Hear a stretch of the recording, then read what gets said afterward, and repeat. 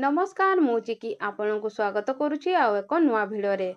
आज आम ए भिडियो माध्यम जानिबा अक्षय तृतीया रे सुना ना चांदी कौन किणिले कि लाभ मिले। तेबे चलंतु डेरी न करी ए भिडियो माध्यम आज जानिबा। चलित वर्ष अक्षय तृतीया 10 मे शुक्रवार दिन पालन करा जिवो। अक्षय तृतीया बैशाख शुक्ल तृतीया तिथि रे पालन करा जाए। अक्षय तृतीया दिन माँ लक्ष्मी विशेष भाव में पूजा अर्चना करा जाए। एहा द्वारा अशेष कृपा प्राप्ति होई थाए। घरे धन और संपत्ति भरपूर होई रही थाए। माँ लक्ष्मी वास रही थाए। अक्षय तृतीया दिन जेउ कार्य करती ताहार शुभ फल प्राप्त होई थाए।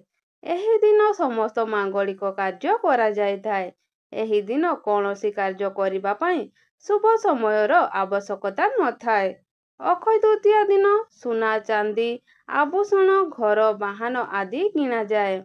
तेबे अनेकों मनरे प्रश्न आसी थाए जे सुना ना चांदी कौन किनिबा अधिक शुभंकर।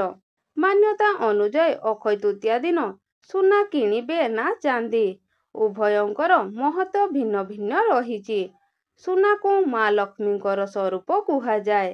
चांदीर संबंध शुक्ल और चंद्रमा सह रहिछि। खाली सुना चांदी नुहे ए सबु किनिले बर्षिब माँकर कृपा हेब धनर वर्षा।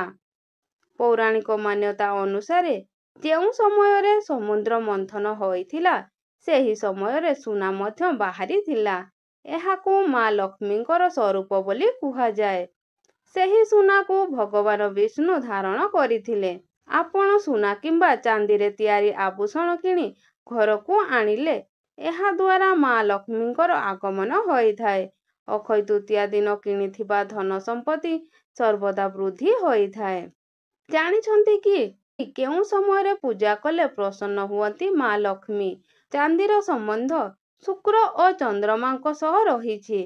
सुख समृद्धि सुविधा प्रेम संतान आदिर कारण। तेणु चांदी किंबा चांदी रे तैयारी जिनिष किनिबा द्वारा उभय सूर्य और चंद्रमा विशेष कृपा प्राप्त होई थाए। सुख समृद्धि बा भल पाइबा आदि मिली थाए। तेबे एही वीडियो माध्यम रे आज आमे जानिले अक्षय तृतीया रे कौन करिबा द्वारा आमर भाग्य चमकी थाए। तेबे वीडियोटी किपरि लागिला तळे कमेंट माध्यम रे निश्चित भाव में लिखिबे।